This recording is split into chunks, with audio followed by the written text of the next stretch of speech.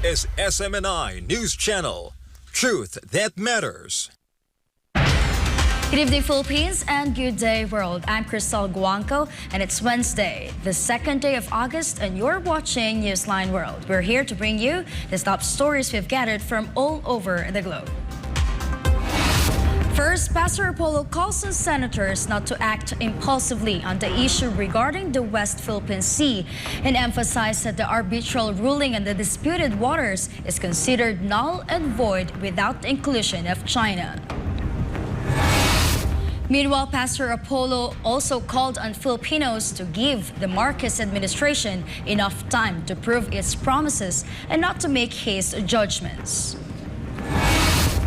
Meanwhile, the president of Belarus refuted what he calls as madness after the Prime Minister of Poland raised fears over a hybrid attack by Wagner against Poland. In the United States, the CDC flags leprosy as an endemic concern as cases spike in the state of Florida. And various countries in Asia are battling extreme polarizing weather like scorching heat waves and powerful typhoons. This and more for tonight's edition of Newsline World. First in our news, a lawmaker revisits the bitter experiences during the 2017 Marawi siege, including the sacrifices needed to be done to free the city and its people and defeat the Maute ISIS group. MJ Mojihar tells us more.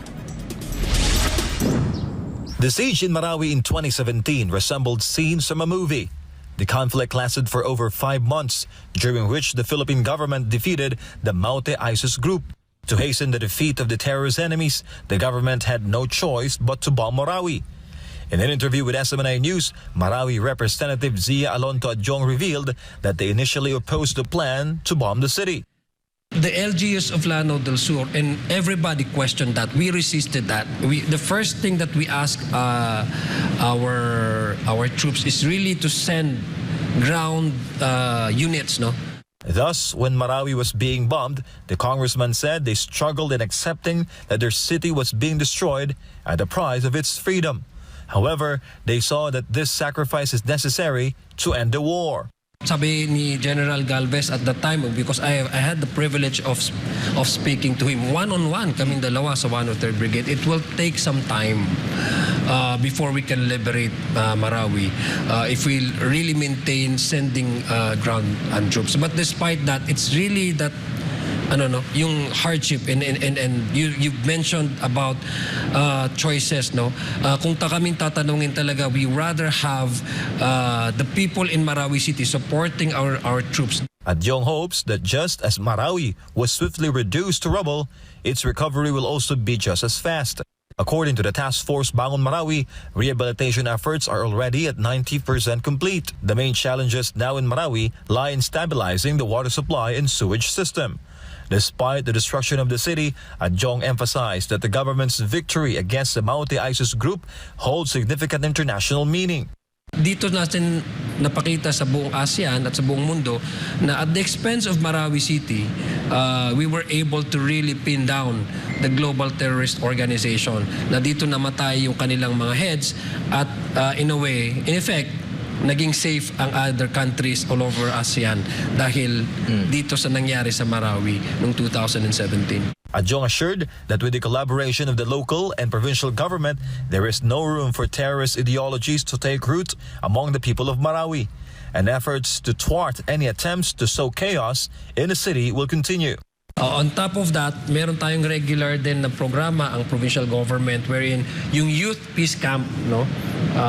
At sinasagawa yun regularly para yung pananaw ng ating mga kabataan ay hindi malihis doon sa hindi magandang paniniwala. In the coming days, the House Ad Hoc Committee on Marawi Rehab and Victims' Compensation will conduct a hearing directly at Ground Zero in Marawi. For Ganamebel of Philippines, MJ Mondihar, SMNI News.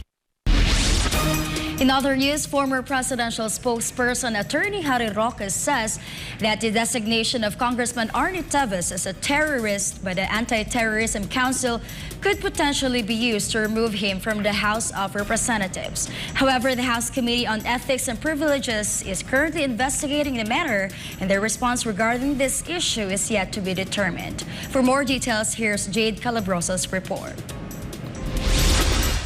According to former presidential spokesperson Attorney Roque, there is a significant possibility that Negros Oriental 3rd District Representative Arnolfo Teves Jr. may be expelled from the House of Representatives. This comes after he was declared a terrorist by the Anti-Terrorism Council along with 12 others. Teves' group is alleged to have violated Sections 4, 6, 10, and 12 of the Anti-Terrorism Act due to a series of killings and harassment against residents in Negros Oriental.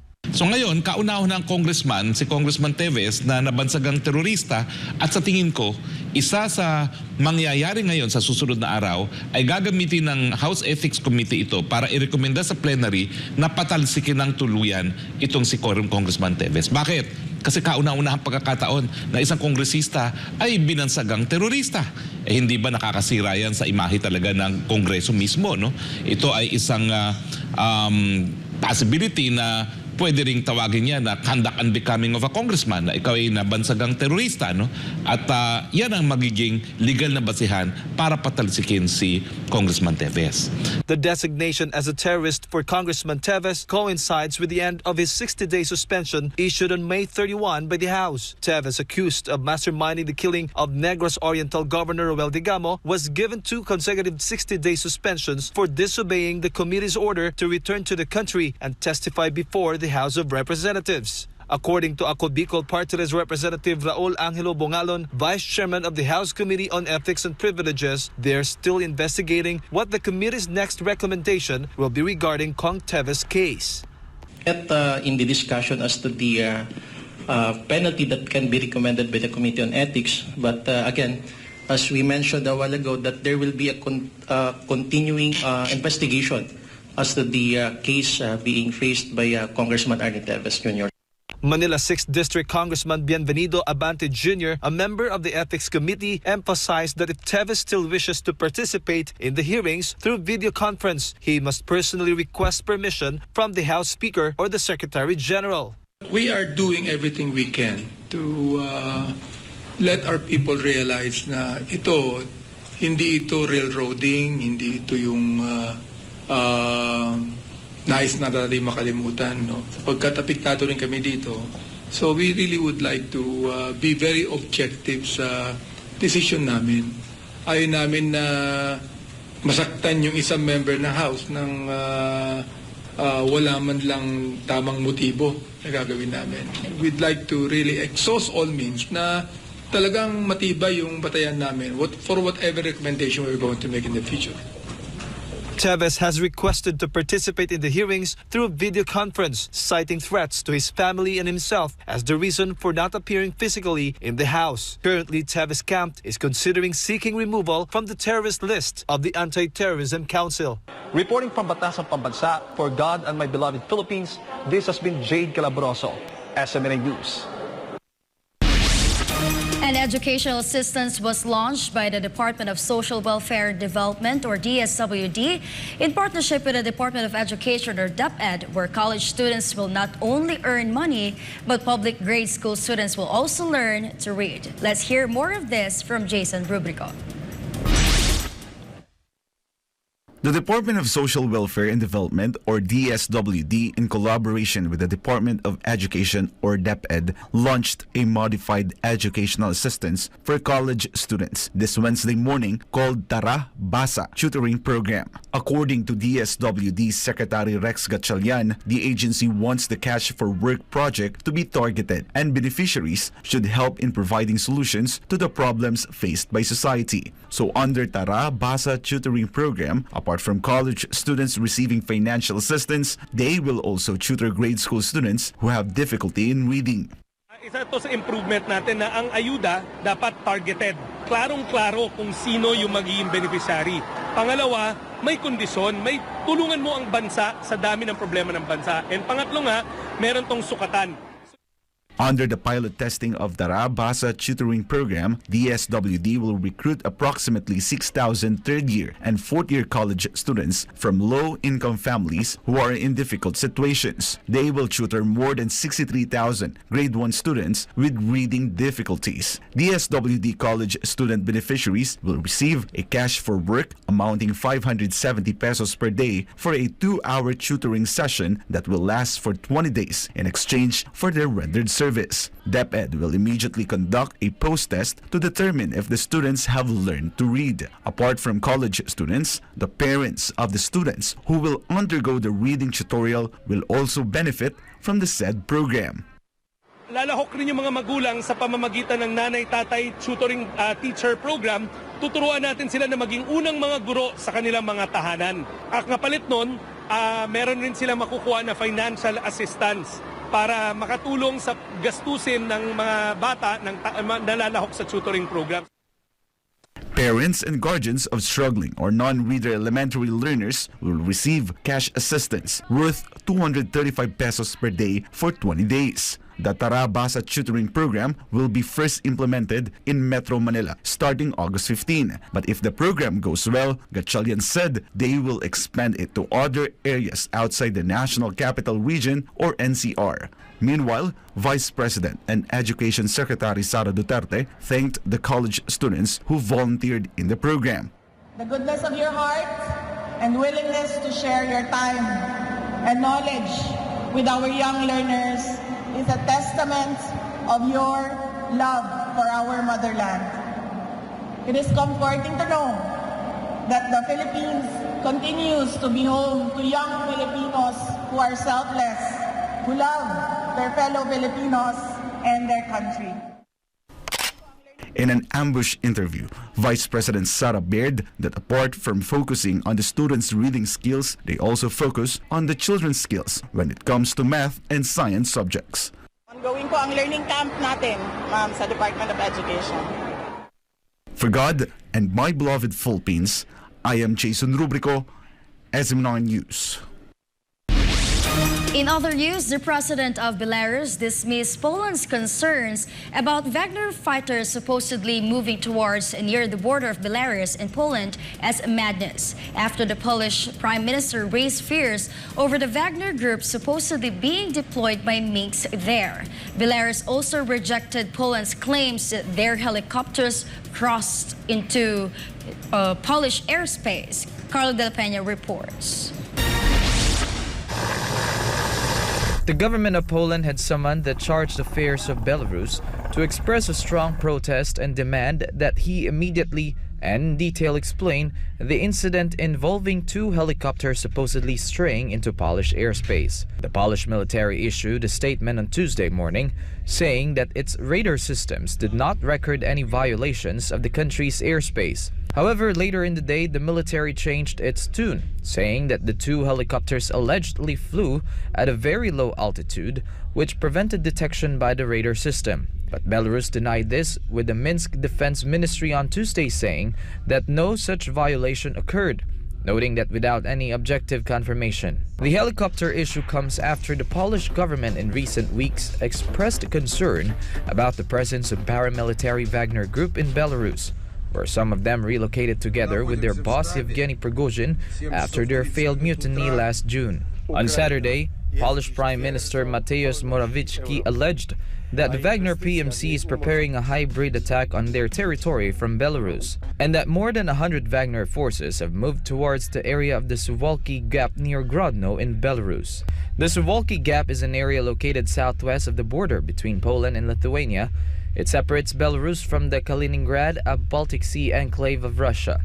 He suggested that the Wagner fighters could pose as Belarusian border guards and help illegal immigrants enter Poland in an effort to destabilize the country. Poland then announced the deployment of 1,000 additional troops to their border and the near doubling of their military strength from 172,000 to 300,000. Meanwhile, the U.S. seemed to disagree with Poland's assessment. National Security Council spokesman John Kirby on Tuesday told reporters that Washington was not aware of any specific threat from Wagner against Poland or any other of their NATO allies, but was closely monitoring the situation.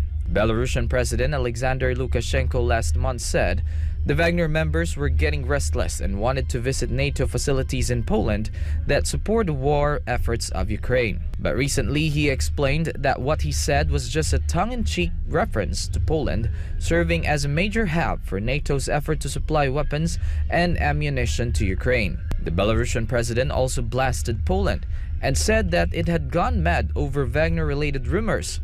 He also insisted that Wagner forces were not deployed on the border.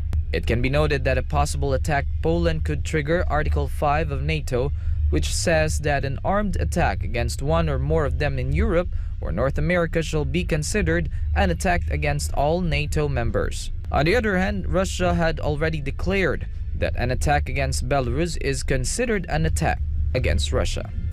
Reporting, this has been Carlo de la Peña, SMNI News. The vote to ratify Sweden's NATO membership has been delayed further after Hungary's ruling party boycotted the parliament session this week. Kirby Hill Trinidad reports. Efforts to expand the North Atlantic Treaty Organization or NATO to 32 member states once again failed to reach a crucial breakthrough after the Hungarian parliament failed to ratify Sweden's NATO bid due to low attendance. The vote got postponed after members of the ruling party Hungarian Civic Alliance and the Christian Democratic People's Party, which holds a two-thirds majority in parliament, have not showed up during the meeting. The opposition lawmakers who attended the extraordinary session voted to admit Sweden into NATO, but the lack of quorum caused the session to get adjourned. Out of 199 Hungarian lawmakers, only 47 took part in the vote. To recall, Hungarian Prime Minister Viktor Orbán mentioned earlier this year that more talks between parliamentary groups were needed before lawmakers voted on Sweden's ratification because some of them believed that Finland and its Nordic neighbor were spreading lies about Hungary.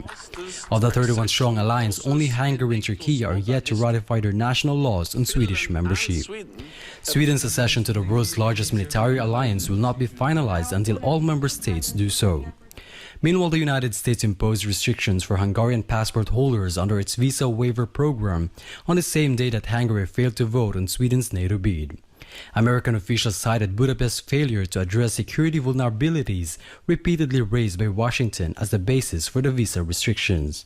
This has been Kirby Trinidad, SMNI News.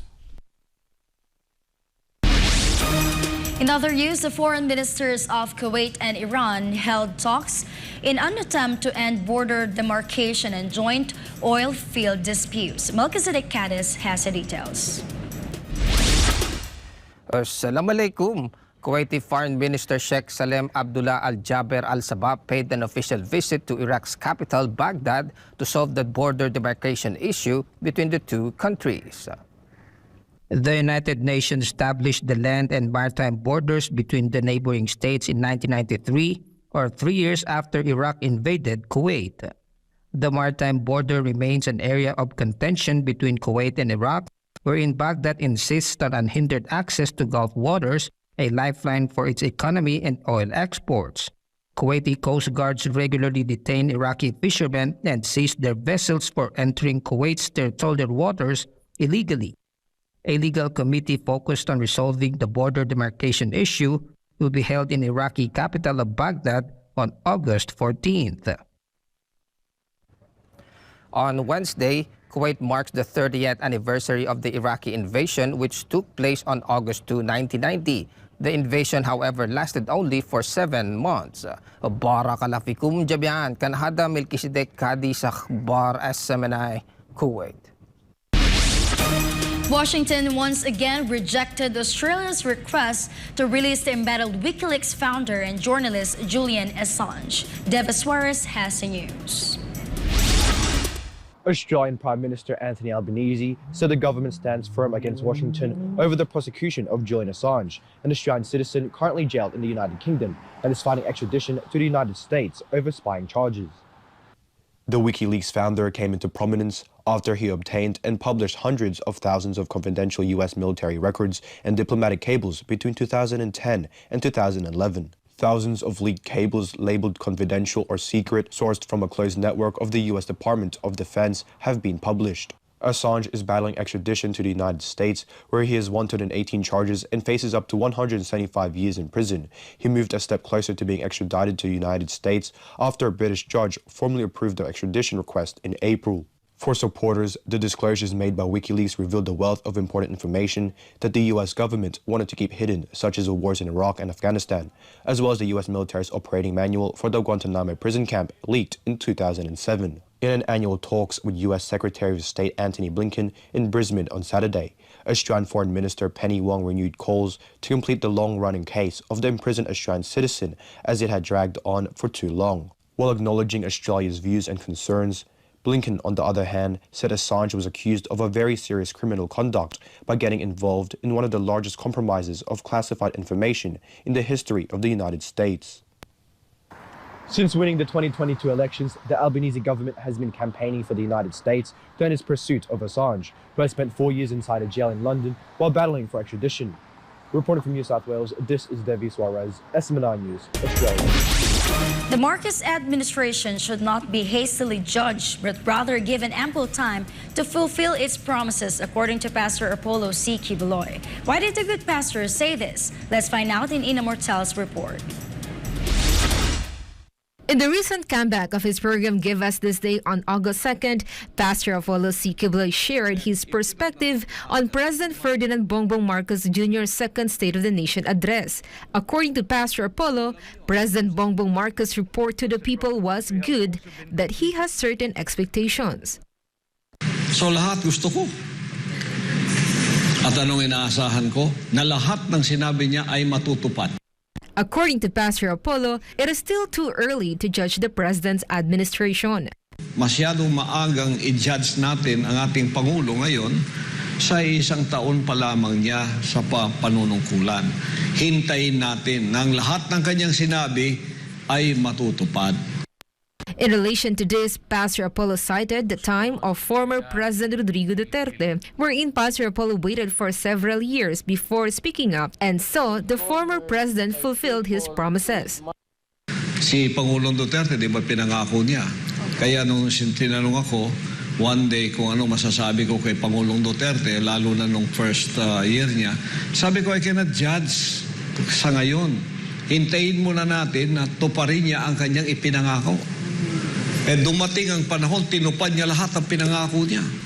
Tapos tulad sa drugs, ang laki ng kaltas sa peace and order natin, naging maganda, di ba? So napakaganda ng mga nangyari. Pastor Apollo emphasized that President Marcos is still in the planting phase, so people should wait for the fruit of his efforts, which will serve as the basis for a leader's success. Ngayon, nagtatanim pa lang siya. Yung pagtatanim, pangako yan. Maganda lahat ang sinabi doon. Walang masama doon. Para lahat ng kabutihan natin yun. Pero, hintayin natin ang magkabunga yung sinabi niya. Ako doon ako mahatol sa bunga. Because I always manage by the results. I always judge by the results. This is why Pastor Apollo is praying for the success of the Marcos administration for the betterment of the country. Habang ngayon, manalangin tayo na magsaksid ang ating Pangulo. Magsaksid ang kanyang administrasyon at ang kanyang pamamahala. Sapagkat siya ang ating itinalaga, inihalal para diyan sa posisyon na yan. Ipanalangin natin na lahat ng wisdom, knowledge, understanding ibibigay ng Ama sa kanya para siya ang maging guide ng bansang ito sapagkat siyang pamuno ngayon, siya ang ama ng bansang ito ngayon na umuunang nag-guide sa atin sa lahat ng dapat na ikabubuti ng ating bansa.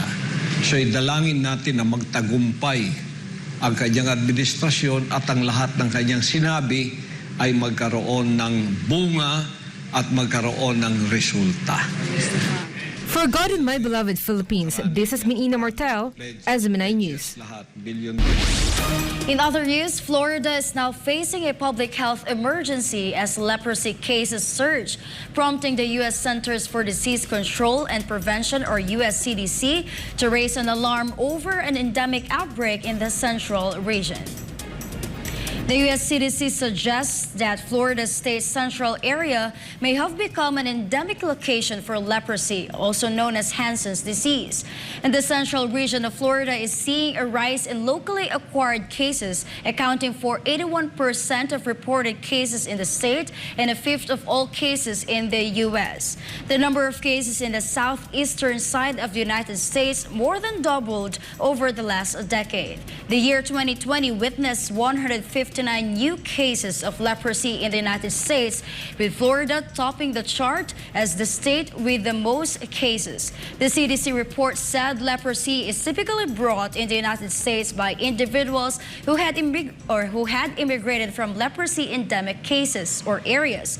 However, recent data indicates that approximately 34% of new case patients during 2015 and 2020 appeared to have locally acquired the disease. The CDC has now labeled leprosy as an endemic in the southeastern United States based on mounting epidemiological evidence. While overall reported leprosy cases fell in the United States between 2019 and 2020, the rise in Central Florida has become a cause for concern. The CDC urges caution for travelers to this area and advises healthcare professionals to consider leprosy in the appropriate clinical context, even in the absence of other risk factors. Authorities are closely monitoring the situation, and efforts to control the spread of the disease are underway.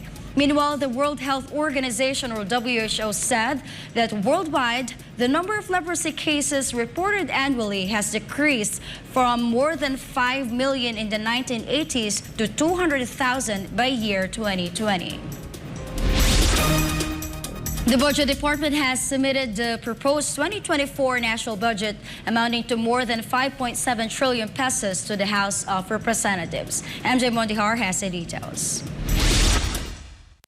It is my honor and privilege to transmit to Congress for its scrutiny, deliberation, and approval the fiscal year 2024 National Expenditure Program. The proposed 2024 national budget amounting to 5.768 trillion pesos has been submitted to the House of Representatives on Wednesday. This is an increase of 9.5% compared to the 5.268 trillion pesos budget for this year.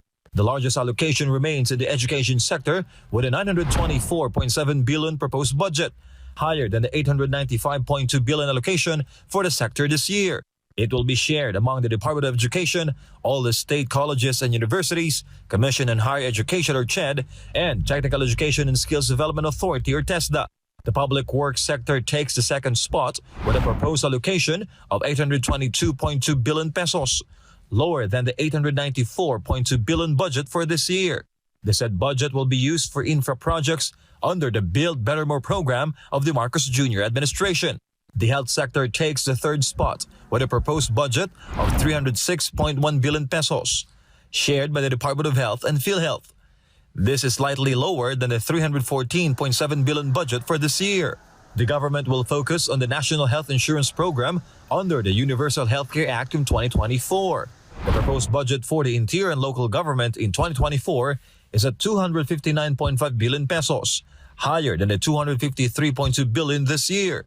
There is a significant increase in the proposed budget for the transportation sector, from 106.0 billion in 2023, increase in 214.3 billion in 2024. The DBM explained that this step is to support rail transport and other major government programs. The Department of Social Welfare and Development will not be neglected with a proposed budget of 209.9 billion in 2024. The Department of Agriculture and its attached agencies will have a budget of 181.4 billion.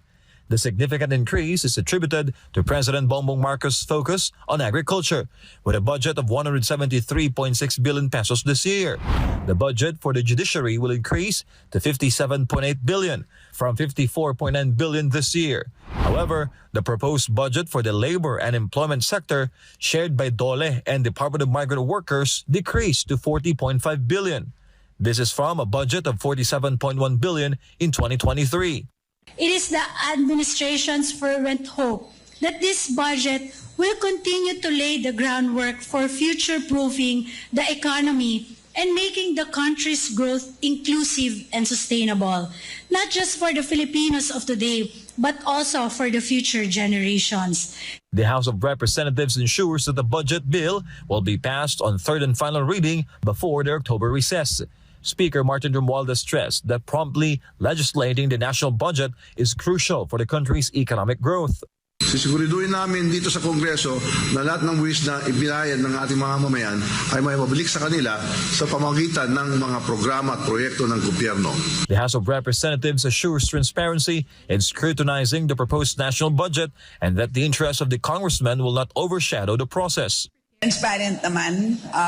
Well, as you all know, invited naman kayo lahat, and at the same time, naka-live stream lahat ng hearings natin.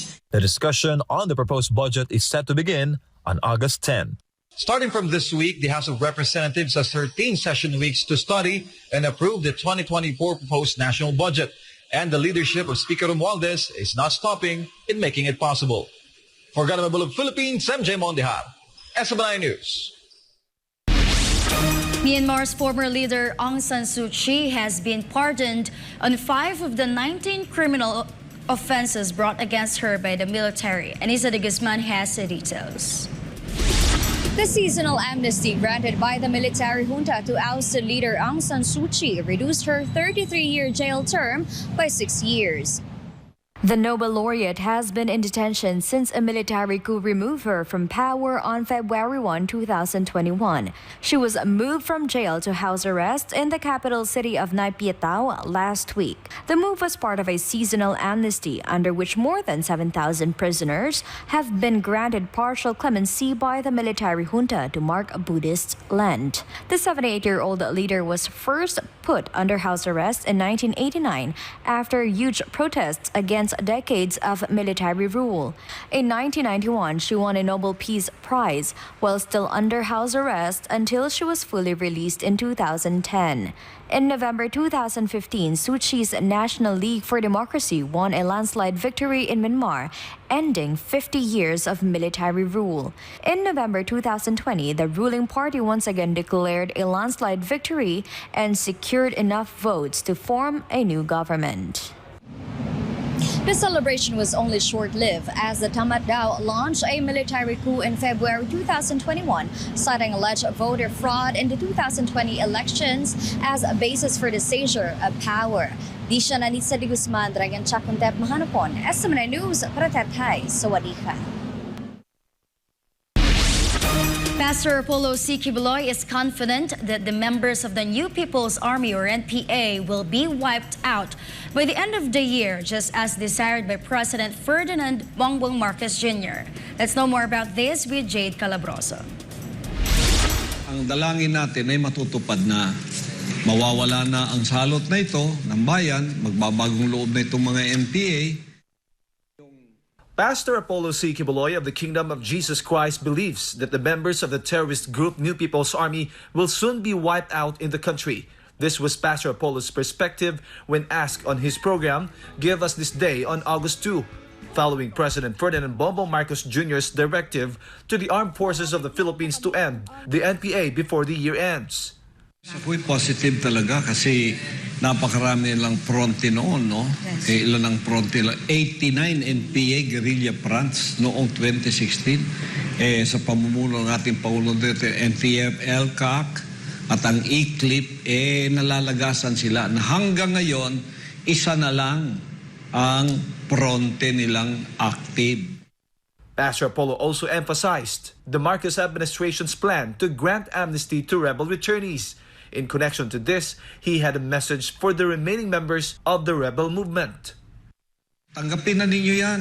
Huwag na kayong makisama dyan sa armadong pakikiba. Wala kayong wala nang kapupuntahan ng revolusyon ninyo. Puro la pera-pera yan. Negosyo na lang ninyo yan. Magbagong loob na kayo. Huwag na kayong gumamit ng baril para mangilkil ng mga tao. Manira. Wala na yun. Hindi natatanggapin ng bayan yun. It can be recalled that following President Marcos' statement on the plan to grant amnesty, it was vehemently rejected by the communist terrorist groups CPP, NPA, NDF. To this, Pastor Apollo responded, It's a lost cause. Mag-surrender na kayo. may amnestiya pa kayo, tutulungan pa kayo ng ating gobyerno, ano pang gusto nyo? O kung di pa nyo tatanggapin yan, talagang kalukuhan ang gusto nyo, di ba? O di kamatayan ang haharapin nyo kasi hahabulin kayo ng Armed Forces of the Philippines. Pastor Apollo also called on the remaining members of the rebel movement, telling them that they are being used by the terrorist group. Yan kasinsero ang ating pamahalaan. Kaya mga kababayan kong nasa kabundukan, nakikinig kayo, mga lamok kasama nyo, mga linta, at pagkatapos gutom na gutom kayo, namamatay kayo, putlang-putla kayo, may bere-bere, may diabetes pa, may kidney problem pa kayo, pamilya nyo, hinahabol kayo sa bundok, pagkatapos napakarami pang dengue dyan. Pero yung mga leader nyo, asarap ng buhay. Yung mga anak nila, hindi pinapapunta sa bundok, doon sa mga magagandang universidad, kung saan-saan. Tanungin ninyo si kasarate ninyo kung saan ang anak niya. Di ba? Ang gaganda. Itong nasa 3 dyan, ang mga anak nila pumunta ba ng bundok? Wala. Maganda yung buhay nila, ginagamit lang nila kayo. For God and my beloved Philippines, this has been Jade Calabroso, SMNI News. In other news, extreme climate conditions are affecting Asian countries, with some even causing fatalities. Countries like Japan and China are reeling from the onslaught of typhoons, while South Korea is battling an extreme heat wave. Selayin reports. Wednesday marks the day that South Korea raised the hot weather warning to its highest level for the first time in 4 years, as some parts of the country reached a scorching temperature over 38 degrees Celsius. The extreme heat that South Korea is currently facing is deadly, as it has claimed the lives of at least 22 people across the country as of August 2, as said by the Interior and Safety Ministry of South Korea. And according to the South Korean National Fire Agency, the number of deaths is said to be triple from the same period the year prior. And for the first time since 2019, South Korea raised its heat warming level in its 4-level system to its highest as of 6 p.m. on Tuesday. Meanwhile, in Japan, a 13-year-old girl died due to a heat stroke on her way back from school on Monday. Furthermore, an elderly couple in Tokyo died in their home, to whom the authorities pointed out the temperature reaching 37.5 degrees caused the both of them to die from heat stroke. Meanwhile, Japan's Okinawa is reeling from Typhoon Kanun, packing very strong sustained winds of around 200 km per hour, as said by the Japan Meteorological Agency. The typhoon caused a power outage in Okinawa homes and killed a 90-year-old man, with it collapsing a garage to where the man was crushed. China has also been battered by Typhoon Doksuri, which claimed the lives of at least 20 people, with many others missing. Typhoon Doksuri also forced Beijing officials to evacuate 52,000 residents from the capital city. Moreover, they also blocked over 100 mountain areas as a precautionary move. Solis Bugosala Yunimnida SMNI News, South Korea. Due to the increased spending on meat production, Japan is now preparing for a new price hike for multiple food items. Natsumi Kojima reports. Japan braces another wave of price hikes starting this week, as more than 1,100 food items are raising their prices due to the increase in production costs like raw materials.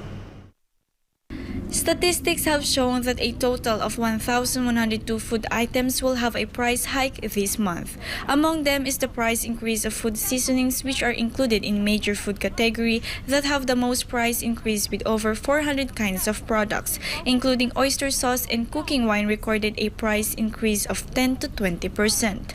Some established Japanese dairy manufacturers also increased the price of their products by 20%, and around 260 products of milk manufacturers increase their prices. Sugar prices also saw its highest price hike in the span of 42 years.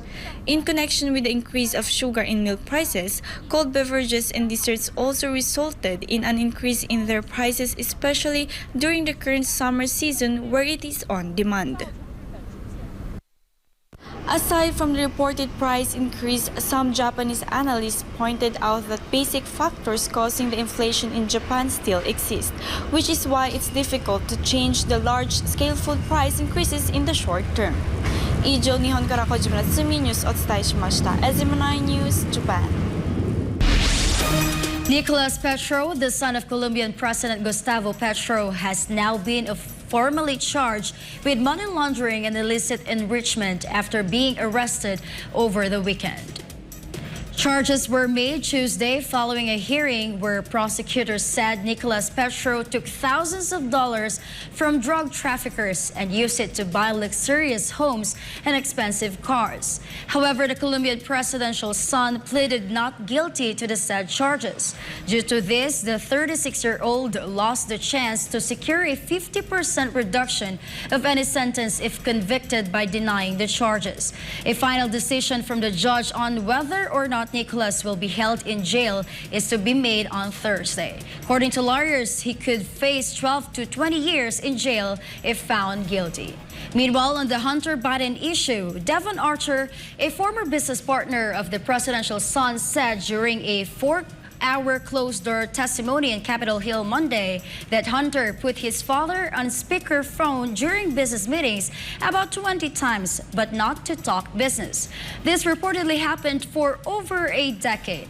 The first part of the statement released by the House Committee on Oversight and Accountability on Devon Archer's testimony reads, Devon Archer's testimony today confirms Joe Biden lied to the American people when he said he had no knowledge about his son's business dealings and was not involved. The statement added that Archer confirmed Joe Biden was referred to as my guy by Hunter Biden.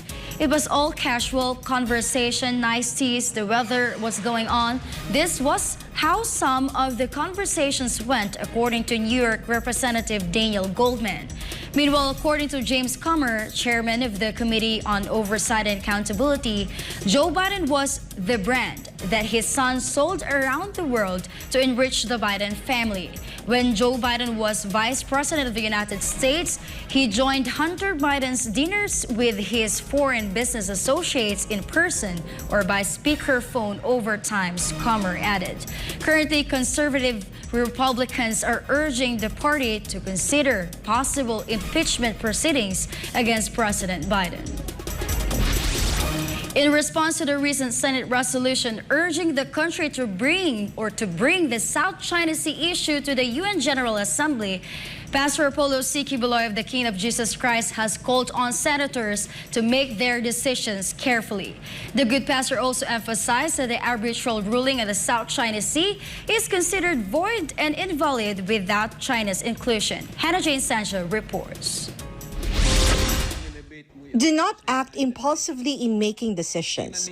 This is the call of Pastor Apollo C. Kibuloy on his program Give Us This Day on Wednesday, when asked about the issue of the Senate resolution condemning China's alleged harassment in the West Philippine Sea. To recall, Senator Risa Ontiveros previously suggested that the said issue should be brought to the United Nations General Assembly or UNGA. Senate President Mig Zubir supported her suggestion and said that the diplomatic protests against China should continue. Zubiri also recommended to end the bilateral talks between the Philippines and China. However, on Tuesday, August 1st, the said plan has withdrawn to the Senate Resolution 718, but it still insists that the issue should be pursued in the international arena. And if China refuses to engage in dialogue, then the issue could be brought to the United Nations General Assembly. To this, Pastor Apollo said that senators should consider all situations first and to not let blind bravery prevail. Para sa akin, huwag pabugso-bugso sa inyong mga desisyon, mga mahal naming mga senador. No, kagalang-galang kayo at alam naming ang interes ng bansa ang inaatupag ninyo, pero kailangan magkaroon kayo ng wisdom. W-I-S-D-O-M. Maging wise kayo sa inyong mga pag-iisip. Alam ko itong ginagawa ninyo ito, nagpapakita kayo ng katapangan para sa ating bansa. Pero pagka ikaw ay isang mambabatas tulad ng isang senador, hindi lamang katapangan na blind bravery ang kailangan para mamuno ka. You have to be a wise leader. You have to have wisdom.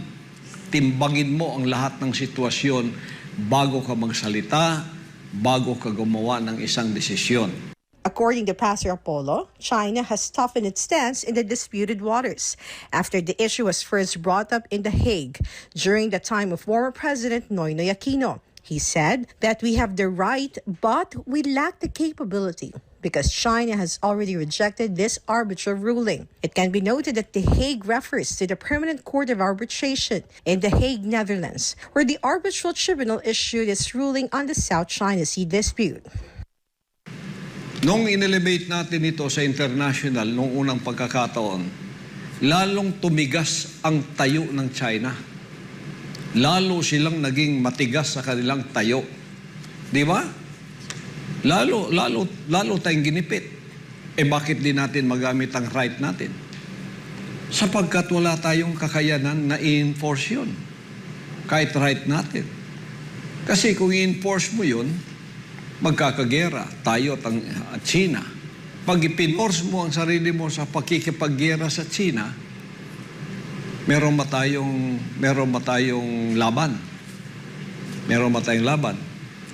Kasi kung i-enforce mo yun, kasi right natin nga, okay, sinabi nung arbitral ruling na yun, na hindi naman kasali ang China. Pag hindi kasali ang China, parang void and invalid pa rin yun. Pastor Apollo also lauded the capability of former President Duterte in balancing the situation during his time, as he befriended China and did not forcefully push the issues that caused misunderstandings between the two countries. When Duterte came, and former President Duterte came, the wise leader that he was, he befriended China. He was that wise, so wise a leader as to not really a peace, but become a friend, to become an equal with them, na pag-usapan na lang ang mga bagay na ito. Kasi na-embarrass na ang China rin pag nilagay mo sila sa spotlight in the international arena tulad ng UN. Meanwhile, Pastor Apollo raised a question about whether the country is prepared for the next step if the issue is pursued and supported by UN member states, as the issue could potentially lead to war. Ang China, napakarami ng mga kakibat na mga bansa na tinulungan nila, naboboto for them. Tayo, makikipaglaban doon. Halimbawa, sinong bumoto sa atin? Okay, bumoto. Kayon, pag bumoto sila, halimbawa, nanalo tayo sa Butuan na ipilit natin. So, agawin natin ngayon yung disputed na lugar na yon sa West Philippine Sea, which they call the South China Sea. Agawin natin. Tutulong kaya ang mga bansang itong bumoto sa iyo? Pag kayo ay... Ang end result kasi ito, puro gera eh. Pag pinilit mo yung sarili mo eh. Puro gera to eh. Pagka nakipaggera tayo ngayon, hindi lang tayo kasi yung arbitral ruling, wala tayong kakayanan. Kaya pupunta naman tayo doon, makikipagbangayan. Hindi na tayo makikipag-usap sa China. Tapos boboto yung mga kwan doon. Oo nga, sa inyo nga yan. Kumampi sila sa atin ngayon. Ngayon, anong gagawin natin sa susunod nang kumampi sila? Kasama ng Amerika, kasama ng ibang mga bansa. Anong gagawin natin? Ano ang susunod na hakbang? Pagkatapos nun, status quo pa rin ba? O ipipilit naman natin para kunin ang atin kasapagkat matapang tayo? For God and my beloved Philippines, this is me, Hannah Jane Sancho, SMNI News. In other news, heavy rainfall and floodings have caused havoc in the city of Jojo in Hubei province, with many residents still trapped. Rescue operations involving police and volunteer teams are continuing. Chen Mengfei is at the rescue scene. Water levels rose quickly in many parts of Jojo, leaving boats as the only viable transportation. We're on the rescue boat with the officers looking for residents who are still trapped in Jojo, Hebei. Standing by the window, these people call the attention of the rescuers. But how to get them down from the second floor to the boat became a challenge. To use a blanket as a rope was deemed too dangerous for some, impossible for others. Another team came to help. Their smaller boat allowed them to squeeze into the entrance and park as close to the stairway as possible. One by one, rescuers lifted the family of 8 out of the trap building into the boat. First the grandchildren, then the grandparents, including the 80-year-old grandfather who is half paralyzed.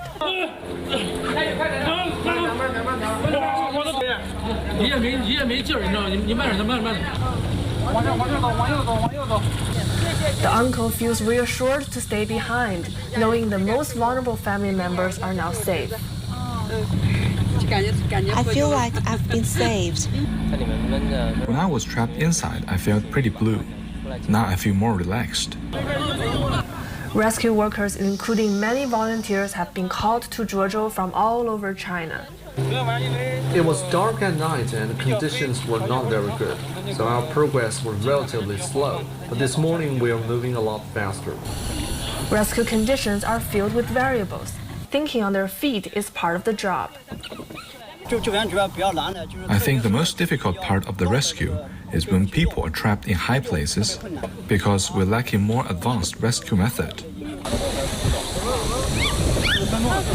There are still many residents waiting to be rescued, and the rescue workers are still working around the clock, trying to bring more peace to the residents here. Chen Longfei, Zhuozhou. Pastor Apollo C. Kibuloy urged the Philippines to uphold its status as an independent nation and not to succumb to the influence of other countries. He emphasized the importance of asserting Philippine sovereignty with intelligence and wisdom. Drawing parallels, Pastor Apollo also likened the current situation in the disputed waters of the South China Sea to that of Ukraine. Let's find out more about this with Angel Pastor. Sunod natin, hindi. Tumayo tayo bilang independent at soberanyang bansa at mag-isip ng tama.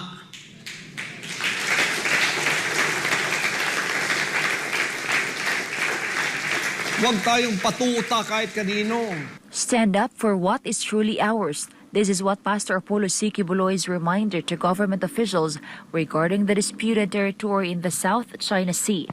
In his program, Give Us His Day, aired on Wednesday, the good pastor emphasized that the Philippines should not allow Filipinos to be enslaved by anyone. He mentioned that there are people who push our country's leaders to become subservient or blindly follow a powerful country in the West. According to Pastor Apollo, the government should carefully consider the consequences of the country's actions, especially concerning economic matters, as trade with China plays a significant role in the development of the Philippines. Mag-isip tayo para sa ating sariling kapakanan. Kung kinontra natin ang China, hindi na tayo nakipag-usap sa kanila, yayaman ba tayo? Kung ang China hindi na makipag-usap sa atin, hindi na makipag-trade sa atin, sinong lugi? Sila o tayo? Di ba? Super economy sila. Super power na sila.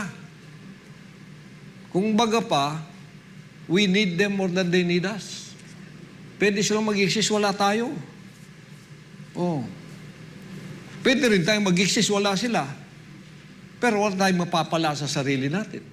Pastor Apollo also linked the situation to Ukraine, which could potentially happen if the Philippines chooses to confront China regarding the disputed territory. According to Pastor Apollo, Ukraine has not gained anything from its conflict with Russia up to now. The only effect, he said, was the destruction of Ukraine and the forced displacement of its people from their own country. Si Zelensky, nakita ko, talagang brave siya. Pero hindi wise para sa akin.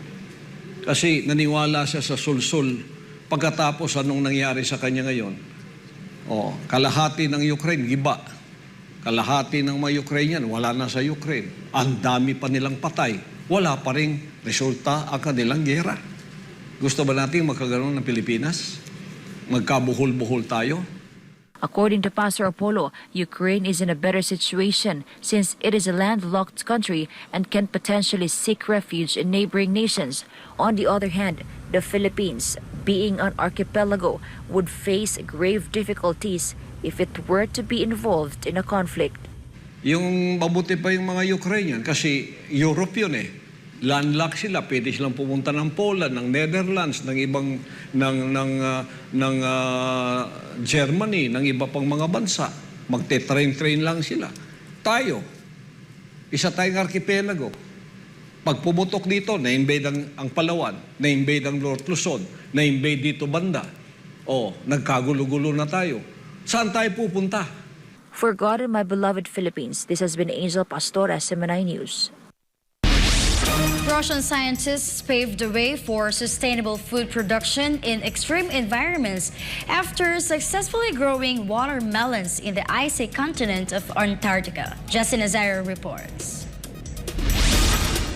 Antarctica, the world's highest, driest, windiest, coldest, and iciest continent, gets its taste of summer after Russian scientists have successfully grown watermelons at Vostok Station, the coldest place on Earth.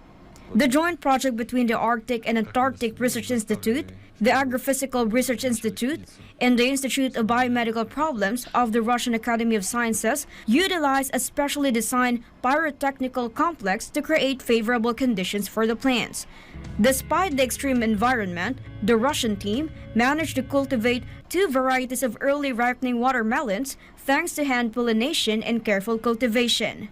The successful growth of watermelons in Antarctica is not only a scientific achievement, but also holds practical benefits for polar explorers stationed at Vostok. The introduction of greenhouse and the prospect of fresh vegetables, berries, and greens have a positive impact on the researchers' emotional well-being during their isolated and challenging polar expeditions. This breakthrough experiment paves the way for future research and exploration in Antarctica, opening new possibilities for sustainable food production in extreme environments. The scientists aim to expand their efforts and develop the technology to cultivate other fruits and wild berries at all Russian polar bases. This achievement showcases human resilience and ingenuity, proving our ability to adapt and thrive in even the harshest condition on the planet. Reporting, this is Minister Nazario, SMNI News. An Emirati astronaut who became the first Arab sent on a long-haul mission to space has a special gift to Filipinos while aboard the International Space Station. To know more, Jonathan Acobo will give us the details. Marhaba, UAE astronaut Sultan Al Nayedi shared to the world a stunning photo of one of the most famous land features in the Philippines, no other than a glimpse of Taal volcano, taken 400 kilometers above the Earth. Al Nayedi shared on the X platform, formerly known as Twitter, a photo of the complex volcano with a caption written in Tagalog, "Kumusta, Pilipinas?" The 42-year-old Emirati astronaut added that the photo sends a special message of understanding the natural beauty of Earth as seen from space. Taal is the smallest active volcano in the world that captivates tourists and geologists across the globe. Located on an island within a lake in the province of Batangas, the stratovolcano consists of 47 different overlapping cones and craters. It is the second most active volcano in the Philippines and has erupted about 38 times throughout history. Al Nayedi shared the stunning photo of Taal volcano as he prepares to finish his 6-month-long space mission and is set to return to Earth this month. Tajublak al-Mazimin Tatiti at Karim Dabay Kanada Jotin Kobos My News na Emirates. And before we end, may you be inspired with a message of the appointed Son of God.